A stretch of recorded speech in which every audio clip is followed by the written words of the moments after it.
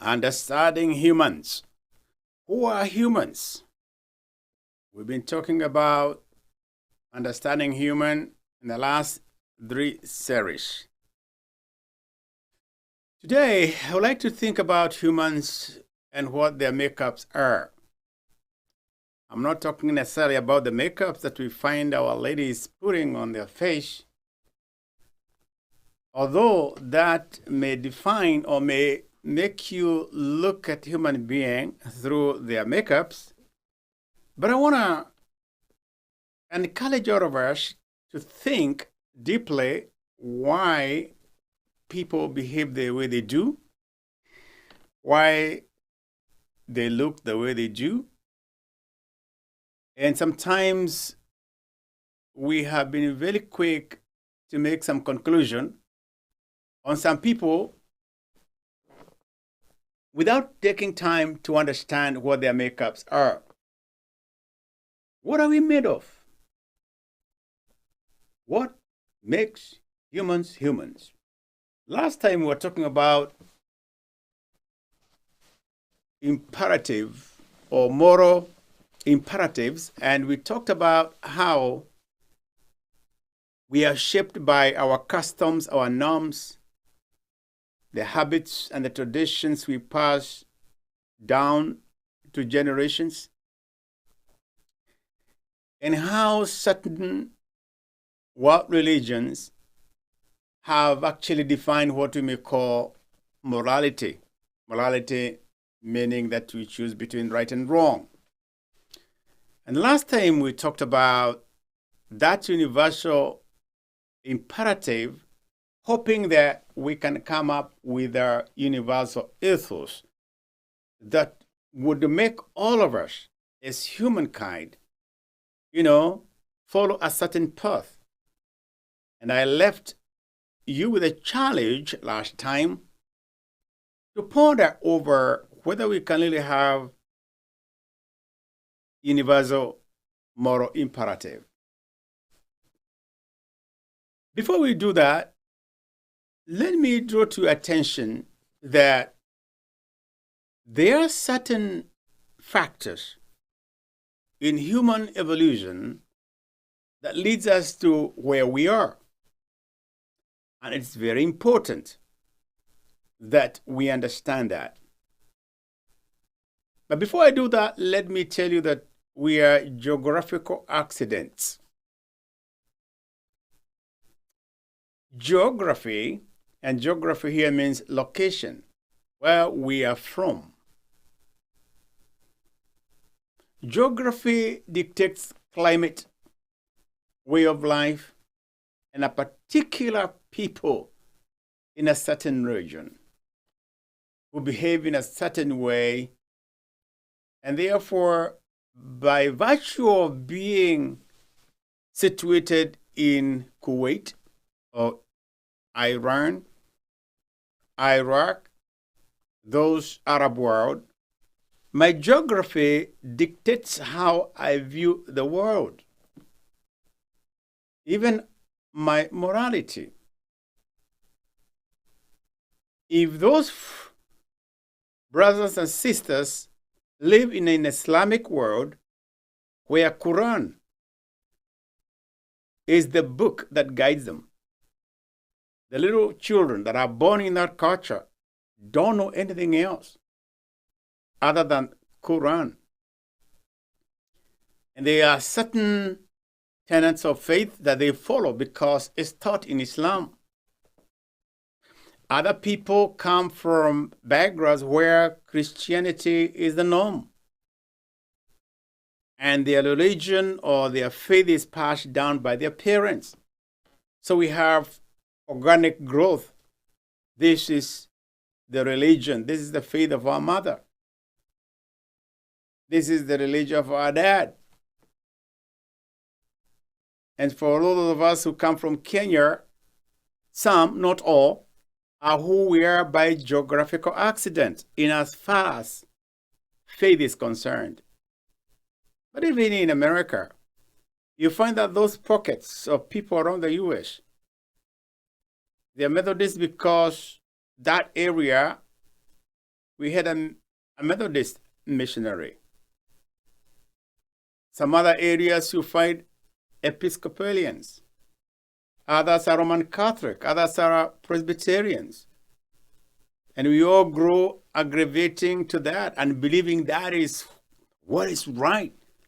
Others find themselves in Seventh Adventist background. It's not that they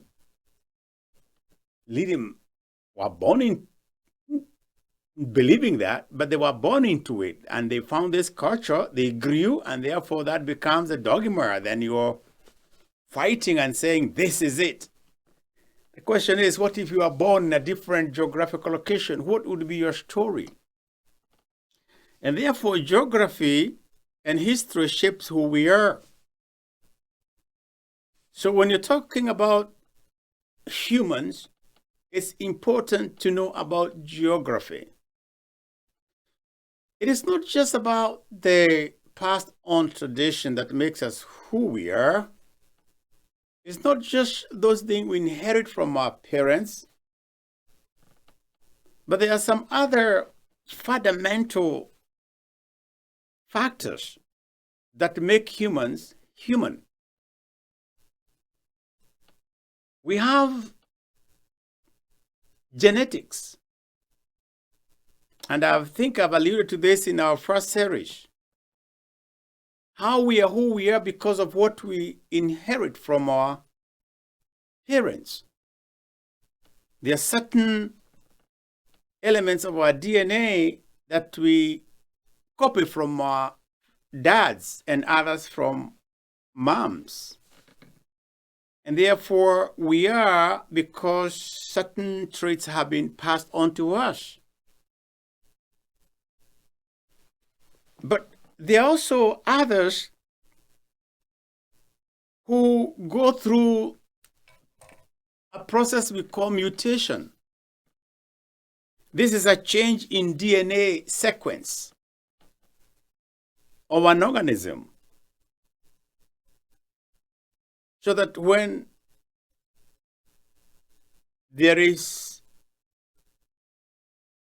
that process of becoming, some error happens, is a change in the DNA sequence so that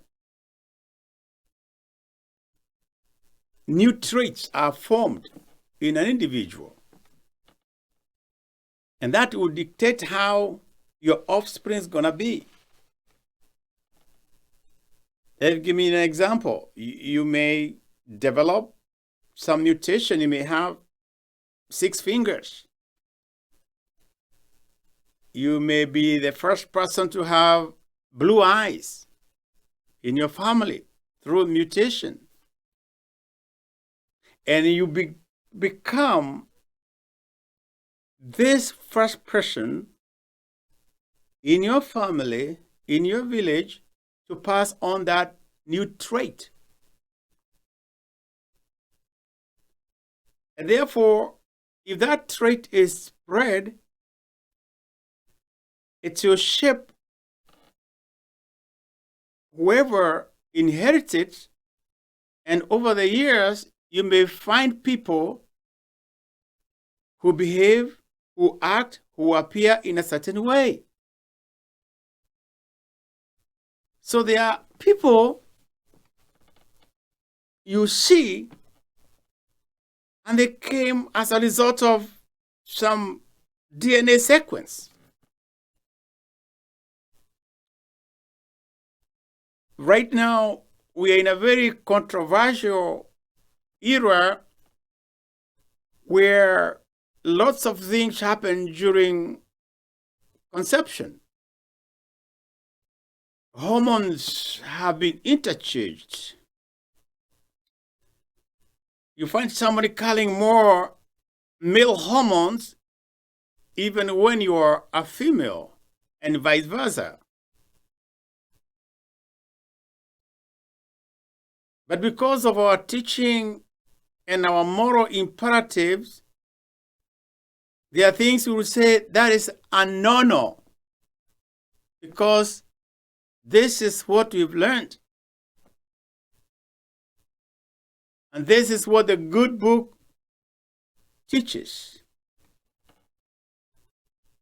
If you appear different, then you are abnormal. You don't belong.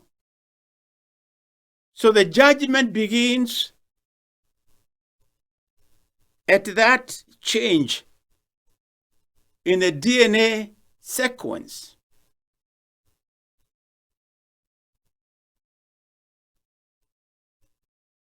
If I may give an example, until late in life, there are people who blamed women for not giving them sons. And that led to divorce. Until science came to tell us, before you divorce your wife, you as a male, you are the determining factor of the sex of a child. So you should be the one to blame. But without that knowledge, we would apportion blame to individuals. And therefore, what makes us us has to do with our genetic makeups and how we are made physically or biologically, if you may. And I'll leave that as a future topic on how, if science can prove that maybe I talk in a certain way because of something happened, what ethos do you apply? So that, do we blame nature or do we adjust our morality?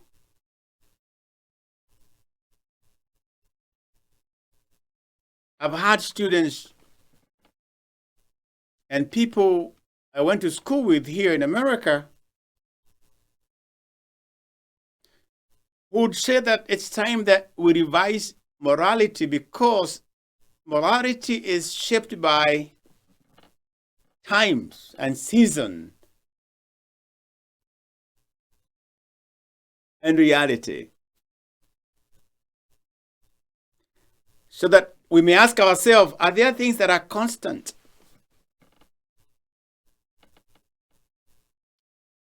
Or do we evolve? Do we allow adjustment?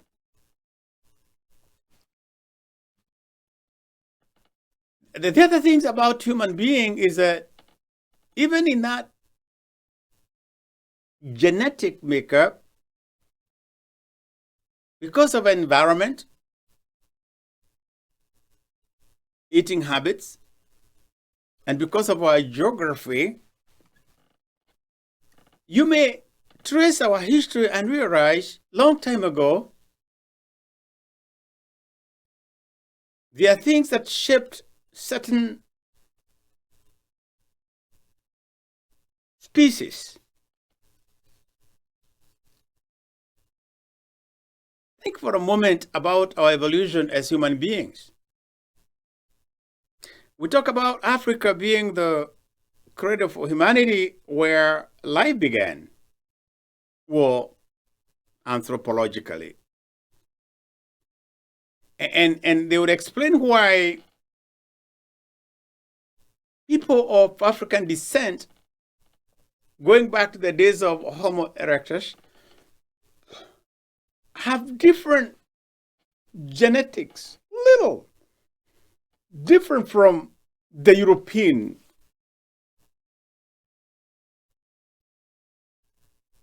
people. Part of the reason people say that people who have certain genetics background are susceptible to certain diseases. Sickle cell. Why is it in a DNA of an African American who is 45 years and above, they tell us to go and be tested for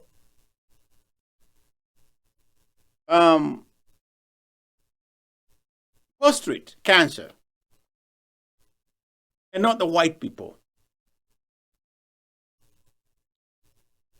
What is our genetic makeup that makes us most susceptible, or rather vulnerable to certain ailment just because of your race?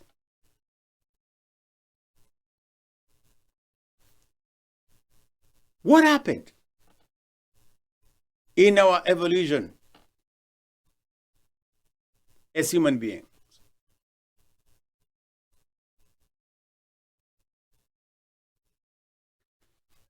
So in our makeups, there are certain environmental factors that we cannot dismiss.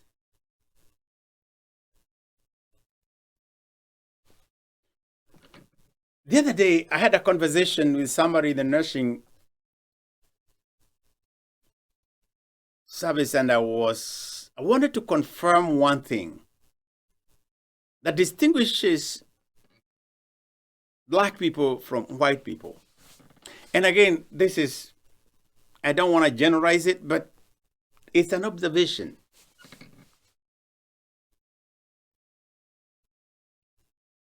Black people,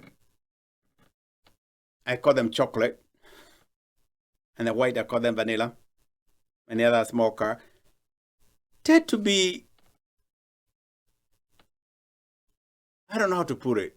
Let me begin with black people. When it comes to emotions, for example, when you lose a dear ones, just go do this study.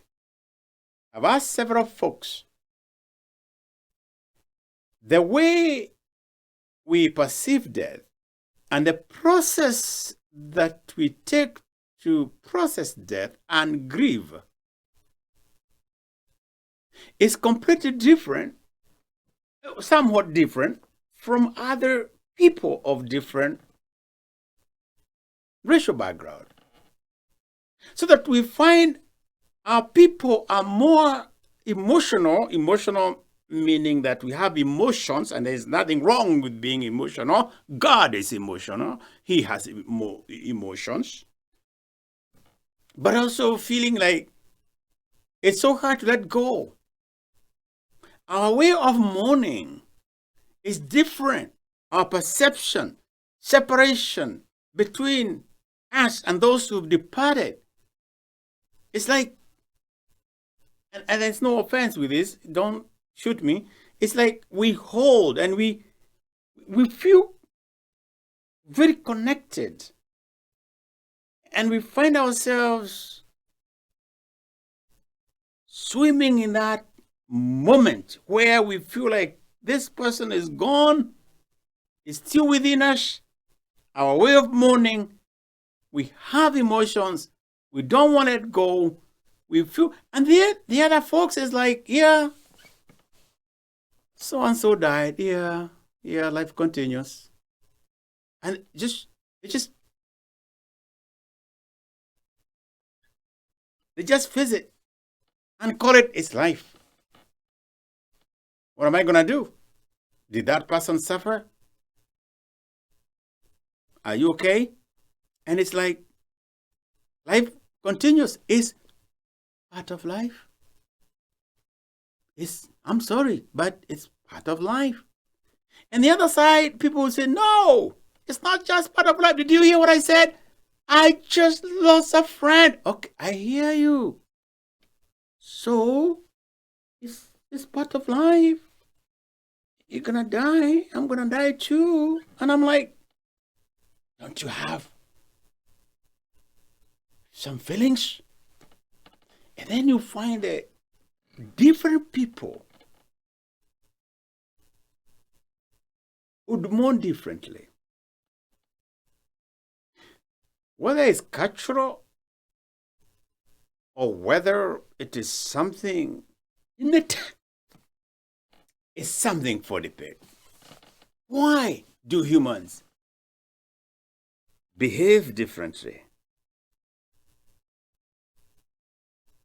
So next time you see people doing certain stuff, pause to know geography is very important. Biology in them is very important. Environment, what they have learned over the years, is also very important. Because nature,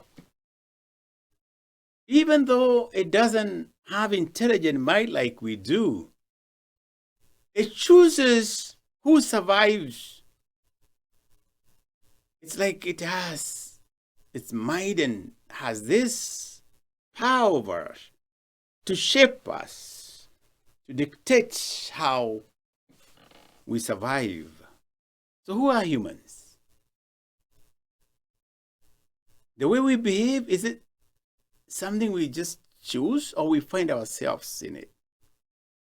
Is it learned or is it innate? Is it inside us? Is it in our DNA? Is our behavior in our DNA? Why do we do the things we do?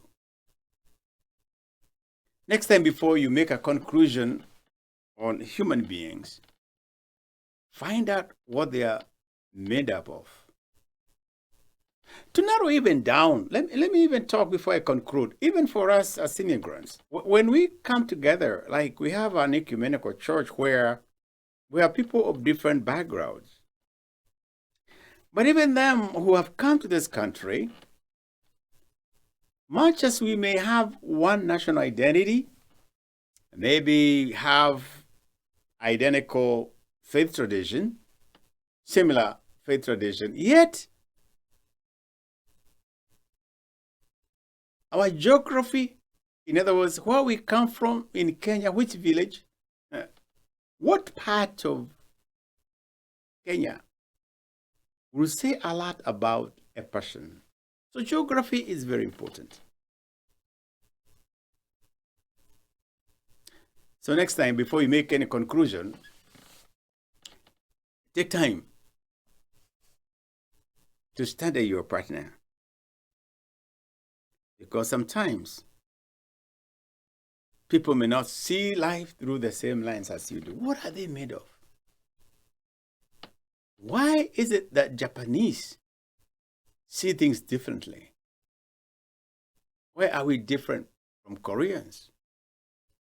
Or Kenyans for that matter?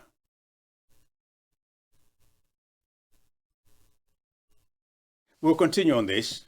I'll make conclusion about certain observations so that you may devise certain mechanism on how we can live with people with multiple backgrounds. Sometimes who we are is by choice. Sometimes we just find ourselves having been formed by powers, forces that are beyond our control.